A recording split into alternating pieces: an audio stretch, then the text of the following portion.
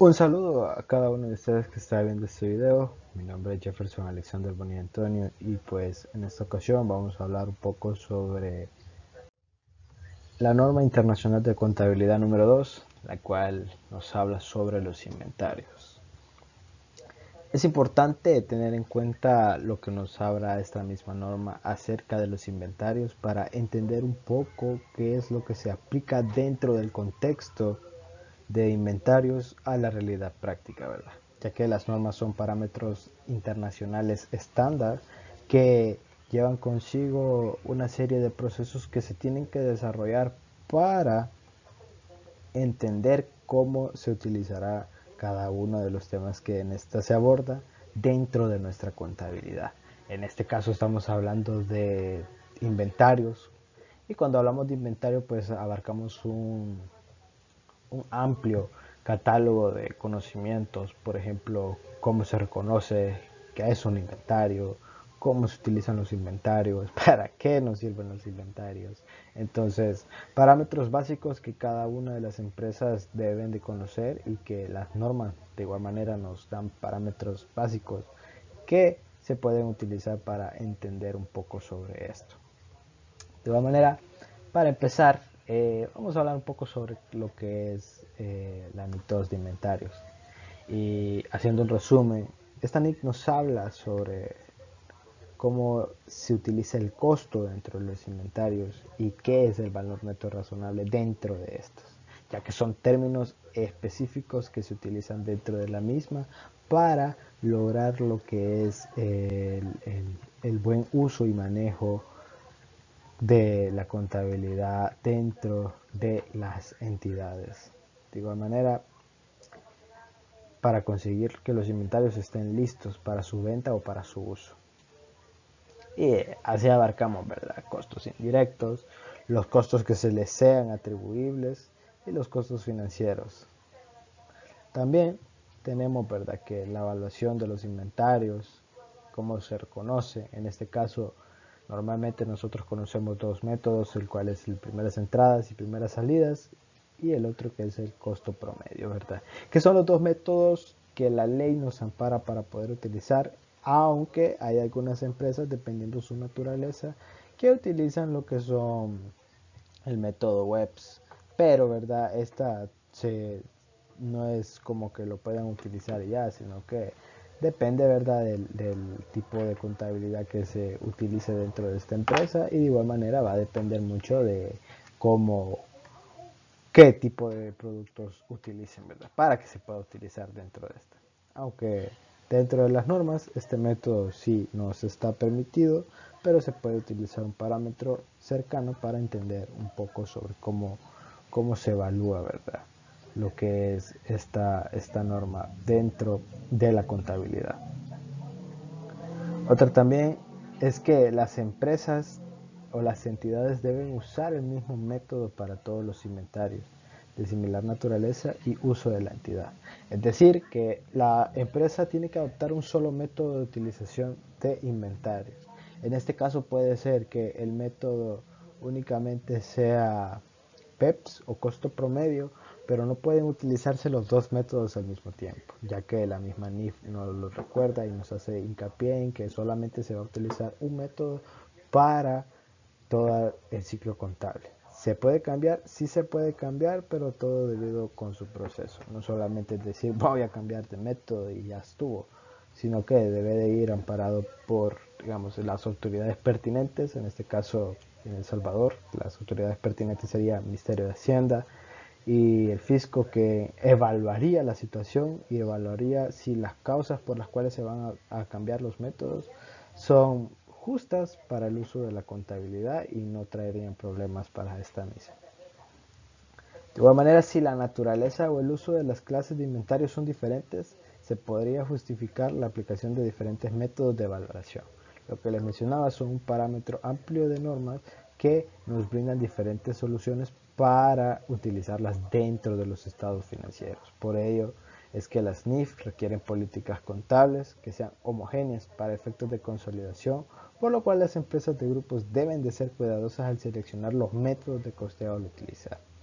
Como les comentaba, ¿verdad? El tema de los métodos a utilizar, la naturaleza de los inventarios, o sea, todo eso se debe de valorar y analizar la gerencia, en este caso de cada una de las empresas, para determinar qué métodos son los que se van a utilizar, qué métodos son los que no se van a utilizar y por qué no se pueden utilizar también, ¿verdad? Porque existe el caso en el cual pueda que el método sí les guste y pueda que traiga beneficios, pero hay una razón esporádica por la cual no se puede utilizar. Entonces hay que tener conciencia de ello, ¿verdad? No solamente es decir si lo voy a utilizar, no, primero verificar si la norma lo permite, si la norma lo hace posible o no traería ningún problema con las normas internacionales de contabilidad. De igual manera, el costo de los inventarios, que se reconoce como gasto cuando se vende o se consume. Es un análisis que se tendría que hacer dentro de esta y lo vamos a ver más adelante, cómo reconocer el costo de los inventarios, cómo reconocer el costo de venta y cada uno de esos parámetros que lo ven las personas que trabajan dentro de los inventarios y que de igual manera las NIF nos dan, como mencionaba, un parámetro para poder utilizar lo que es este tipo de métodos que nos brinda. De todas maneras, más adelante vamos a hablar sobre el valor neto realizable, pero hay que entender que si el valor es inferior al costo, se debe de rebajar el inventario y reconocer esa pérdida como un gasto. De igual manera, si se cambian de métodos, hay normas que nos dan parámetros para ver si estamos bien o no y de igual manera informarse, así como las NIC 8 que nos menciona las políticas contables, cambios en estimaciones y errores. Y de igual manera diferentes tipos, ¿verdad?, de requerimientos que la misma norma nos hace parámetros y nos hace hincapié para entender cómo se realizará. Y cuando el inventario incluye costos de conversión, la distribución de los costos fijos indirectos se basa en la capacidad normal de producción de la planta. Este valor no se aumenta como consecuencia de una reducción en la producción por cualquier razón. Y la porción no distribuida de los costos fijos por razones de la reducción de la producción se deben llevar a gastos en línea separadas siempre del costo de las ventas. De igual manera es importante recalcar que estas normas van vinculadas, ¿verdad? La NIC 21, por ejemplo, en este caso nos habla sobre los efectos de las variaciones en las tasas de cambio de la moneda extranjera y nos indica que una transacción en moneda extranjera, tal como la importación de inventarios, se debe registrar la tasa de cambio de la fecha de la transacción. Es decir, que si en este momento realizamos una compra internacional y la compra nos costó en aquel entonces 5 euros porque el euro estaba bajo, pues se debe de pasar a valor actual, en este caso moneda extranjera, se convierte a moneda local. Entonces se debe de hacer esa conversión y se debe registrar a la fecha de la transacción. En este caso, si en aquel entonces fue 5 euros lo que costó, pues trasladados a dólares estadounidenses, se debe de hacer la conversión y se debe de registrar con los 5 dólares que se registró cuando se realizó la compra, ya que se debe de informar con la fecha de compra, la fecha de la transacción.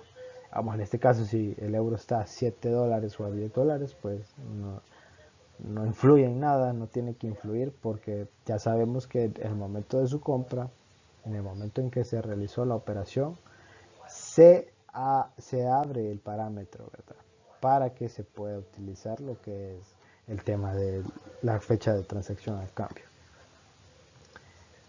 Y hablando sobre los inventarios, tenemos que entender que los inventarios son generales, ¿verdad?, dentro de cada una de las empresas. Todas las empresas tendrían que tener inventarios, no tendría que haber ninguna que no utilice inventarios, todas tendrían que tener inventarios, tanto las legalmente constituidas como las que no son legalmente constituidas, por razones que solo los empresarios y los dueños de sus negocios saben por qué no están constituidas legalmente, pues ellos sabrán.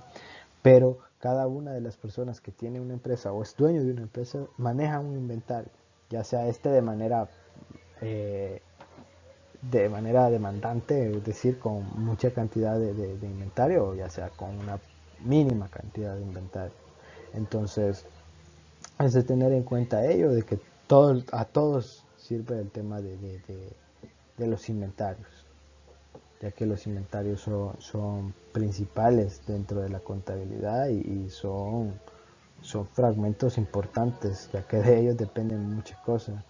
Principalmente el hecho de que estamos hablando de que ahí se maneja lo que se vende, lo que se utiliza, lo que se consume, y dentro de la contabilidad tiene que haber algo que te diga o que te dé un parámetro de por qué estás consumiendo esto, por qué lo estás gastando, por cuánto tiempo lo vas a utilizar, y parámetros de esta misma forma que te hacen replantearte por qué gastas bastante o por qué gastas mucho o por qué gastas poco. Entonces, siguiendo con la norma, tenemos su objetivo principal, y el objetivo de esta norma, pues, ella misma nos lo menciona. Nos da una guía práctica para la determinación de los costos. Directamente, cuando hablamos de la norma internacional de contabilidad 2, nos hablamos de costos. ¿Por qué los costos? Porque estamos hablando de cómo vamos a determinar el precio de la transacción, cómo vamos a determinar el precio que nos costó ese insumo, cómo vamos a determinar el precio al cual lo vamos a vender, los costos que me implican a mí fabricar un producto, los costos que me implican a mí guardar un producto, mantenerlo para venta, no mantenerlo para venta, y parámetros de esa manera y de esa magnitud que nos permitirán conocer más a fondo qué tiene que ver los inventarios en esta sección. Y tenemos lo que son sus alcances, hasta dónde vamos a llegar con los inventarios, qué tenemos que saber de los inventarios. Entonces, para ello, esta misma norma nos da los parámetros, ¿verdad? Se aplican a todos los inventarios, menos a los instrumentos financieros y menos a los activos biológicos. ¿Por qué? Porque, como antes mencionábamos, los activos biológicos sí formarían parte de los inventarios, pero por ser biológicos están relacionados con la actividad agrícola. Es decir, que se van a relacionar con la NI 41, la cual es la que nos habla sobre la agricultura. Y es por ello que sí pueden aplicarse algunas normativas de esta misma norma, pero mayormente su aplicación será para la NI 41, que es la que tendrá el control mayoritario de cada una de las acciones que se tomen dentro de los estados financieros con respecto a los productos agrícolas. De igual manera, tenemos que no se aplica esta norma para la que ya antes mencionábamos, productos agrícolas, forestales y productos que sean medidos por su valor neto realizable. Entonces, de igual manera tenemos que tener ello en cuenta, y de igual manera los intermediarios que comercializan con materias primas, siempre que miden sus inventarios a valor razonable menos los costos de venta, y sabiendo que los cambios se reconocen en gastos. Ahora bien, hablando siempre de los inventarios, tenemos que inventarios, hay un montón de definiciones por las cuales se pueden determinar qué es, qué son, cómo se usan. Y por ello, principalmente, un inventario podríamos decir que son aquellos artículos que están poseídos dentro de una entidad para ser vendidos en su curso normal de las operaciones. Y de igual manera podríamos considerarlos como productos terminados. Y es importante saber que en procesos de producción también podríamos definirlo como un inventario, las formas, materiales o suministros para ser consumidos en el proceso de producción o en el suministro de servicios. En este caso, las materias primas y consumibles también forman parte de los inventarios y se puede considerar como inventarios. Los repuestos, equipos de mantenimiento y equipos auxiliares, en este caso las herramientas y lubricantes, si se consumen en su periodo debido. Y de igual manera los productos agrícolas desde el punto de cosecha, no antes de evaluarlos, sino que desde el punto de cosecha. Los inventarios que se envían a consignación y los inventarios que se mantienen en consignación. Hay que tener en cuenta también que qué es lo que se mantiene en inventario y qué es lo que no se mantiene dentro de los inventarios. Y es por ello que es importante saber que los activos no corrientes que son mantenidos para la venta no se pueden considerar como inventarios. Dando un ejemplo, hablando de la propiedad, planta y equipo, lo que nos informa la NIC 16, si hablamos de equipo industrial, si hablamos de maquinaria grande que tiene un valor un poco alto, pues sabemos que es un activo que no es mantenido para la venta, sino que es mantenido para dar un ingreso a futuro a nuestra empresa. Entonces no forman parte de los inventarios, ya que forman parte directamente de propiedad, planta y equipo. Los repuestos que se consumirán en periodos mayores a un año, tal como hablábamos en la NIC 16, aquellos repuestos sí se van a consumir en más de un año. Los embalajes, los componentes reutilizables o retornajes, las muestras, catálogos minerales y productos minerales no forman parte de lo que son los inventarios. ¿Por qué? Porque son productos que, como bien su nombre lo dice, solamente van a estar de paso. ¿Sí se deben reconocer? Sí, pero solamente van a estar de paso dentro de nuestros inventarios, por lo cual no debe de ser algo que nosotros tomemos como directamente como inventario. También tenemos lo que es el activo biológico. Como mencionaba la NIC 41, Agricultura, nos da el hecho de los que se va a considerar como activo biológico, y esto no forma parte de los inventarios. Y los instrumentos financieros a negociar, tales como las acciones, bonos, cheques portador, entre otros. Entonces hay que tener en consideración esos parámetros para lograr entender lo que es esta misma norma. Ahora bien, valor razonable. Para ir entendiendo un poco sobre qué estamos explicando dentro de los inventarios, el valor razonable es un concepto muy utilizado en la contabilidad y se refiere al precio del que éste se podría pagar por un activo o un pasivo en una transacción, siempre que las partes estén debidamente informadas y que no exista nada que les impida actuar de forma libre y voluntaria. Un ejemplo bien claro para entender qué es el valor razonable, para no irse muy allá.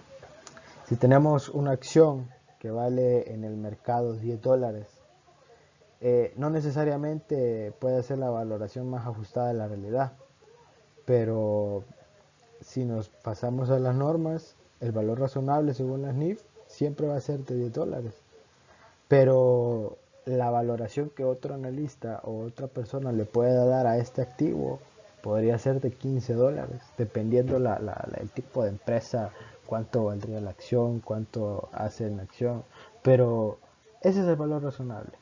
El precio que le determinamos a un determinado producto, valga la redundancia, para su comercialización.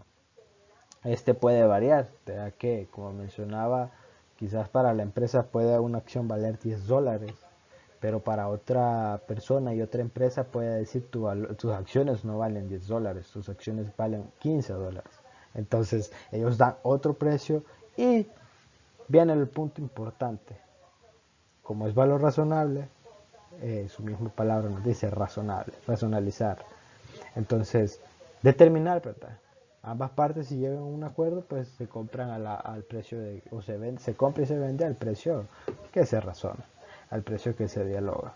Entonces, son parámetros importantes a considerar dentro de la contabilidad. Ahora bien, cuando hablamos de los inventarios, tenemos los costos que se derivan dentro de los inventarios, tales como los costos derivados de la adquisición, los costos de producción, otros costos en los que se incurren para los inventarios, costos de desmantelamiento o retiro, y los costos financieros si estos son aptos. Entonces, dentro de los costos tenemos los costos de los inventarios, pero para entender qué es el costo, hay que saber que un costo es el desembolso o gasto económico que se realiza para la producción o fabricación de algún producto.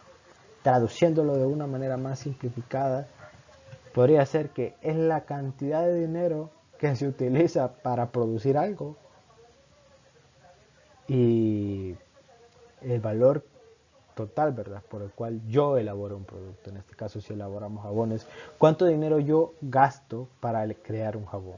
¿Cuánto dinero yo gasto para crear un peluche? Entonces, ese es el costo. El costo es ese dinero, ese gasto económico que se utilizó para producir un producto.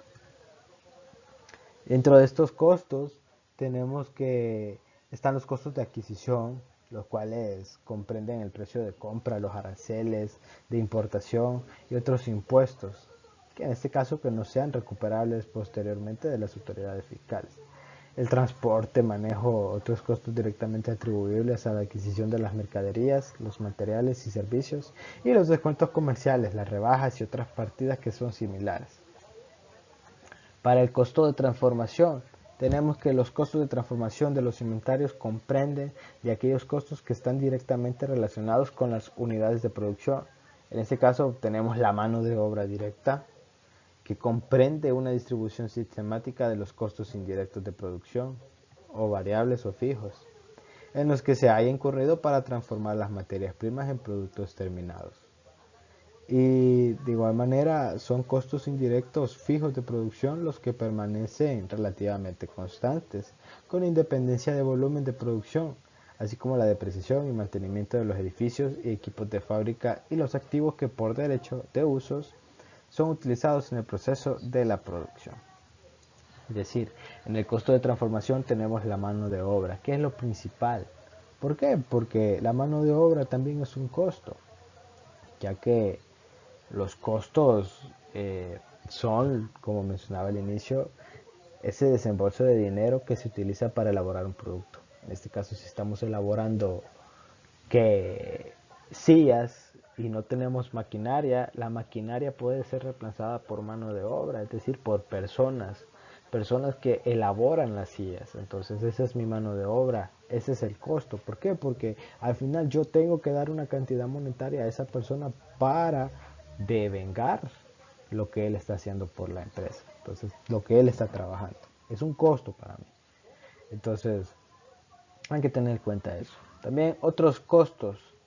Dentro de los otros costos, en el inventario se pueden incluir siempre y cuando se hayan incurrido en ellos para dar los mismos su condición y ubicación actuales. Como por ejemplo, podemos incluir como costo de los inventarios algunos costos indirectos no derivados de la producción o los costos del diseño de productos para clientes específicos. Entonces, en este caso podríamos mencionar como por ejemplo los importes anormales de desperdicio de materiales, la mano de obra u otros costos de producción, los costos de almacenamiento, a menos que sea necesario el proceso productivo previo a un proceso de elaboración ulterior, y los costos indirectos de administración que no hayan contribuido a dar a los inventarios su condición y ubicación actuales, y los costos de venta. ¿Por qué los costos de almacenamiento? Primeramente porque es un costo por la simple razón de que se mantiene dentro de una entidad para poder utilizarse al final. Es decir, para que se pueda utilizar al final de esta. Por ejemplo, hay empresas que sus bodegas las tienen dentro de otro lugar. Entonces, para esta empresa que mantiene bodegas dentro de otra empresa, se resulta un costo. ¿Por qué? Porque tiene que pagar el almacenaje, tiene que pagar lo que es ese costo porque la otra empresa esté guardándole su mercadería, ya sea está transformada o no sea transformada, dependiendo del caso. Pero no hace, la norma no hace una comparación exacta de ello. Simple y sencillamente dice los costos de almacenamiento, ya sea este producto terminado o no sea producto terminado. Entonces hay que tener bien claro ese tipo de parámetros. De igual manera, los costos de productos agrícolas recolectados de los activos biológicos. La NIC 41, la cual nos habla sobre la agricultura de los inventarios y nos menciona que los productos agrícolas que la entidad haya cosechado o recolectado dentro de sus activos biológicos hace hincapié en el que se miden para su reconocimiento inicial por el valor razonable, menos los costos de venta en el momento de su cosecha o de recolección. y este costo de los inventarios en esa fecha para la aplicación de la presente norma. Entonces, es importante conocer el tema de los costos porque estos determinan muchos parámetros dentro de las entidades. Y dentro de todos los costos se incluyen los costos de compra, los costos de importación y otros costos, como mencionábamos. Dentro de los otros costos podemos mencionar lo que es el IVA no recuperable, los fletes, la manipulación de esa mercadería, la inspección, la revisión, el costo de trasladar esa mercadería, ya que están incurridos para poner los inventarios en su ubicación y condición actual. Entonces, es importante considerar eso. Y también no forma parte del costo los siguientes productos o artículos. Hay que tener claro ese tema de que las pérdidas anormales por desperdicio de materiales, la mano y de obra y otros costos de producción no forman parte del costo. ¿Por qué? Porque si la empresa está desechando demasiado material y lo coloca como desperdicio, no sería un costo, sino que ya como su nombre lo dicta, sería un desperdicio que se está haciendo dentro de una empresa, por lo cual pues las personas que laboran dentro de ella pues tendrían que considerar qué está pasando mal o qué está pasando o sucediendo y por qué están teniendo pérdidas anormales por desperdicio. El costo de almacenaje, a menos que sean necesarios en el proceso productivo previos a un proceso de elaboración, como mencionaba antes, si son mercaderías que se utilizan para elaborar productos. Gastos de venta generales y administrativos no relacionados con la producción. De igual manera, si se aplaza el pago de los inventarios más allá de los términos normales de crédito, debe excluirse el interés si es material. Y los descuentos y rebajas en las compras por cualquier concepto deben ser excluidos de los costos del inventario o del costo de las ventas si estos ya han sido vencidos. Y finalmente tenemos la pérdida por deterioro del valor. Son partes fundamentales de los costos, entonces se tiene que tener. Ahora, para el costo de ventas. Dentro del costo de ventas comprenden aquellos costos que están incluidos en la medición de los productos que se han vendido, así como los costos indirectos que no se han distribuido y los costos de producción de los inventarios por los importes anómalos. Y ahí van a haber circunstancias particulares de cada entidad para exigir que estos costos se incluyan, así como los costos de distribución, ¿verdad? Y dentro de los inventarios se valora al menor entre el costo de adquisición y el valor razonable, ya que se comparan costos con el valor neto realizable. Y el valor de los inventarios siempre se colocará lo que es el menor. Y se hace un ajuste contable cuando el costo sea mayor que el valor neto realizable. El costo de los inventarios podría ser no recuperable siempre y cuando se tengan lo siguiente: que esté dañada la mercadería, que exista obsolencia, que los precios de venta declinaron y que los costos mayores sean a los costos de determinación y venta. Entonces hay que tener claro ese tema del costo. Ahora bien, hablamos del valor neto realizable y cuándo lo vamos a reconocer como un gasto. Ahora, valor neto realizable. Cuando hablamos del valor neto realizable, tenemos que entender que es el valor que podemos conseguir por un activo tras su venta, directamente. Entonces, este valor se mide en unidades monetarias, ya que con su venta lo que se quiere conseguir es un valor más líquido que el activo en sí. Es decir, que este se caracteriza por definir un precio de mercado de un activo, por lo que en teoría es la cifra de enajenación que está más en equilibrio entre el mercado y nos ofrece lo que es un máximo que se puede aspirar a conseguir para la venta de un activo.